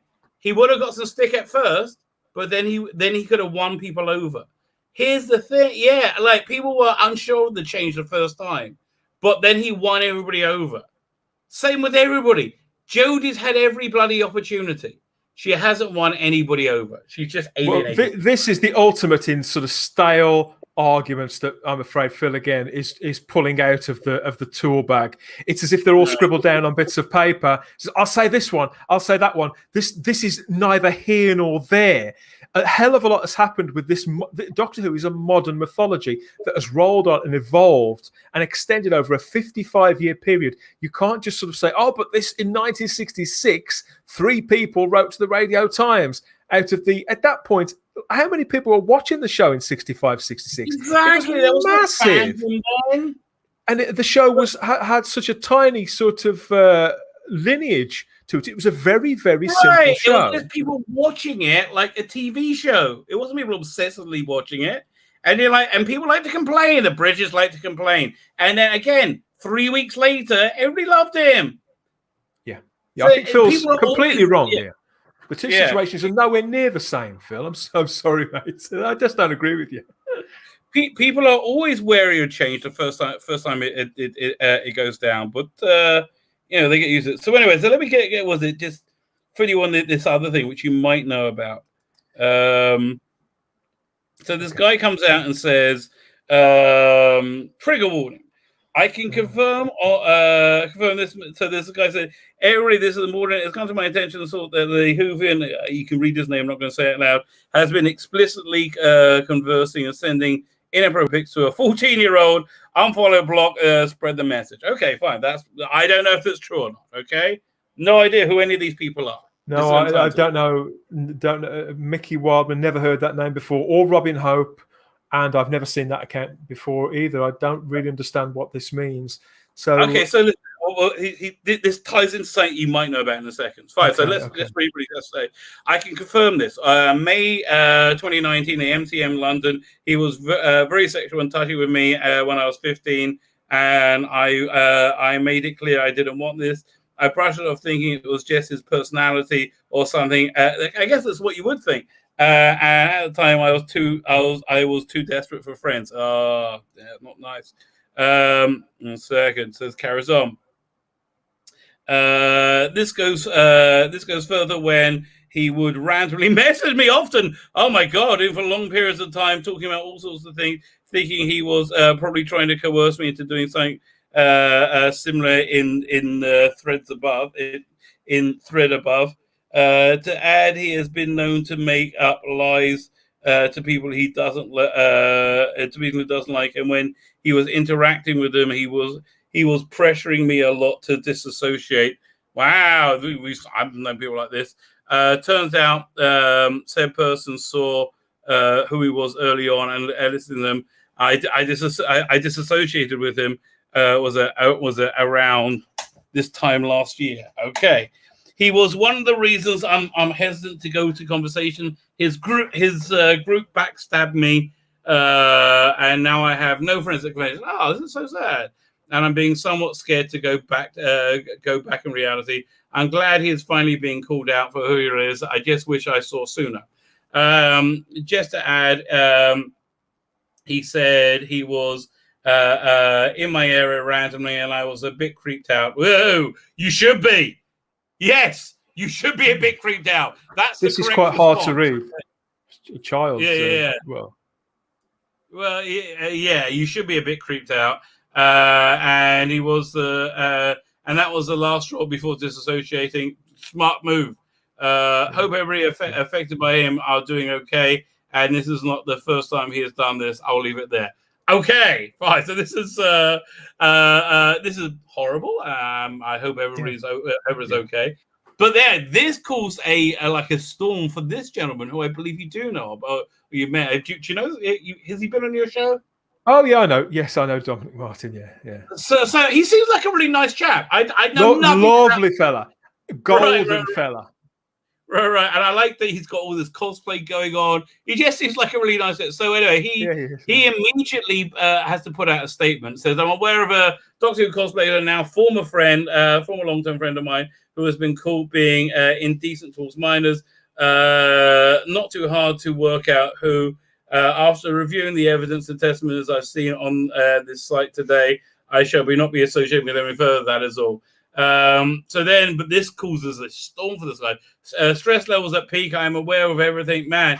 This really does hit you once. A bad week outside the office. Sending love to those who need it. So he's in real trouble at this point. This guy, he starts being attacked by this person. So this guy, this account no longer exists. He because he pushed back at him. He had a lot of people pushing back at this account. So he closed the account. He deleted the account. What a star you are, whatever it is. Okay. So he's saying, back off, dude. This guy was my mate, so this is all pretty stressful for me and others. I'm trying to address things in the most basic way possible without getting caught up in emotion, but evidently that ain't good enough for you. So he basically was called out for not doing this earlier or something. I don't know, but unfortunately he got a fair amount of support. All right. So, but so this guy. I wanted to get your take on it because I don't know where. I mean, were they in the same circle of friends, Dom and these other people in the discussion? The guy who's been accused of the stuff in that succession of posts. He says they were friends. I mean, that doesn't mean anything. It's no. I mean, I don't know whether Dom saw that and felt that as somebody who was in that circle of friends and felt that he had to say something because maybe he's friends with them all, or I don't really know. I don't know. Yeah, or whether somebody did the thing where and drew him into the discussion and forced him to answer for somebody they knew was an associate of his, which is a terrible situation to put anybody in, particularly somebody. Dom is not a fake. He is as jolly and as enthusiastic. And what you get is what you see. It's certainly the man that I've spoken to, and and the things that he's saying. I mean, you could say. Some people could say, "Oh, well, he's saying this, he's saying that," and it's just things that anybody can say. Oh, I'm really, really. We've said it. We don't know any of these people. It's difficult to read. We feel sorry for people who may get caught up in this, and so of course, Dom's saying that too. I mean, I would personally have handled it differently, but then again, I'm not in the situation, and like I say, if somebody drew Dominic into the argument on a platform where he's got a considerably larger profile than certainly I have. Maybe he Right. felt that people would expect think- him to say something. In which case, it's a very difficult situation to be in, and I don't envy Dom that at all. So I think he handled it pretty well, considering. Right. Okay, I'm just trying to find the thing he's working on. They just released the cover of, which I like. It made me decide even more strongly. I will say, if you're having a hard week in your day-to-day life, that whatever is going on Twitter for other people, we've all got our problems. We should all look after. This includes Dom and anybody else out there watching in the chat now. We all have our problems. Whatever's going on in day-to-day life is much more important, even if it involves friends on Twitter. Look after yourself. Put your own mental health first every single time, please. From one who knows. I do agree with that. I'm just trying to find this cover they released for here it is. It's just I wasn't buying this set to start with. I'm so this has made me not want to buy it even more. It's incredible. That's a Chrome tab. What we got? There we go. Yeah. So this is the cover for the 11. So he seems Mark like although that cover just doesn't work for me. So, but also it seems like Conor Mickett isn't in it that much, right? It just seems this seems just like a very like throwaway thing. Yeah, I'm not sure. Is it a backdoor pilot for a series based around the 11? No, I don't think so. I just think this is this is how they're doing it now in like these like mini box sets. But I noticed that Lucy Gaskell's in the cast. That's Mark Bonner's wife, isn't it? She was in Blink. Gorgeous, I didn't know that. I didn't know that. Girl. Yeah. Lucky man. So this is out this month, the Dalek Universe 2. It looks like there's going to be Daleks in it, which is good, but this seems to be like messed up. Step up for that first one, no Daleks. But I tell you, War Doctor, really good, really good. Paloma Project, not interested. Lady Christina, don't trust it, and so I'm probably not interested. What's the lights? I might get if they have it on sale around Christmas. I might get it, but for right now, no. Yeah, I find it. Yeah, I can see why they've done it creatively. I suppose some may buy it, but maybe if you're pushed for time over Christmas and you're doing car journeys and you can't watch the BBC version, then maybe it'll do okay. And I love Derek Jacobi, but I'm unlikely to go with that. Fine. I got about a 20-minute window that I can see my wife. Let me just go what I've got coming up on my channel next couple of days. Okay. This one is actually already in the can, uploaded, ready to go. Bleedingcool.com wrote an article about how Doctor Who is nice to people LGBTQ. It's so insane. It's so insane. You're asking for trouble with this thumbnail. Oh God, I can't wait. I'll watch with great interest as always, Rabbi. I got this live show tomorrow. I'm doing this like 11 UK time. This is already uploaded, ready to go. Shows the malicious cowardice of the people creating our heroes. Yeah, the premise here is basically how can you make a hero if you are, a coward, right? If you are a craven coward. On also tomorrow at 2 p.m. UK time? I'm live with Father Miller, babe. So I know he's a big fan of the Trumpster. We'll probably be talking about that. I love it that Trump's back. I love it that he's back. I think I'm a little bit behind on news. It's like they were just covering him. I mean, he has to go to Newsmax or something, but he's just so much fun. It's around. I'm like, oh, I remember why I liked him so much, right? So yeah, he's fun. This I haven't recorded yet, but it's another article from the Telegraph where they notice that how that we've destroyed all our fandoms. This has been happening a little, hasn't it? There's been 2 or 3 what you could call normie articles from people who are noticing 3 or 4 years after it actually happened. Right. We didn't break it. Yes, you did, darling. Yes, you did. My normal 2000 AD review, after I finish reading it, will be out tomorrow. And then join me Saturday night at 7:30 UK time. This is just a cover I'm very happy with, right? I'm very, very happy with it makes me quite happy as well. Keep cool with comments. I was trying to think of the right caption. I came up with the image first. Okay, there's two kind of like fairy tale like stories that we're covering. So I wanted to find a princess, and I found Elsa. I've never seen Frozen, but I there are parts of me that are right now. It's very good. I can't remember the name of the snowman there, but he's happy enough in the film. He looks even happier there. Well, here, 1 second. I got to ask this. Oh, well, Lim Nissle's Chin's here. I will find you and I will kill you. Mr. Reborn, are you excited to see that? I have to tell you the answer. Okay, so we don't know. It's Is Tom Baker going back? Tell me about who about the desperate reviews. I refuse. You got to be tough to refuse this one. Well, there's a 4chan rumor that he's coming back. So we theorize that they need to replace Captain Jack. Right, they need a figure that could replace Captain Jack and would have the same effect that will bring viewers in.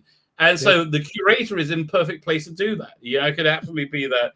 Don't blame the Rabbi, Mr. Reborn. Blame 4chan. Exactly. So the other idea is the rumor from about 6 months ago is that Jodie would have a hologram interface with the TARDIS console. That would be Tom Baker. So it could be that. It could be that. It could be nothing. It could be absolutely nothing. How much more damage can they do across those 8 episodes, everybody? That's what I'm finding. Do, right? Yeah. Because they always exceed your ability to suck, right? The ability you think they could suck. They absolutely do that. Fine. I have to go. I have to run. About a 10-minute. Thanks for the invite, Rabbi. I've enjoyed catching up with you as always, and everybody in the chat. Oh, it's always a pleasure having you on, sir. I'm sorry I didn't get to so much stuff. Let me see what did I not get to. One second before I go. Tom Baker, we talked about J-Book, Melbourne, a Black Widow. Who gives a crap? Loki, who gives a crap? Look, Loki's just crap. It's just okay. I'm talking about Loki later on. Very, very quickly. The problem with Loki is amongst the problems with Loki is it's static sitting around talking to each other. It's boring. That's the bottom line. Yeah, it's just boring. Boring as hell. Fine. So Oscar then says, a good night. I cannot argue with you, sir. I cannot argue. Black Widow reviews. It's going to be shit. Don't worry about it. Here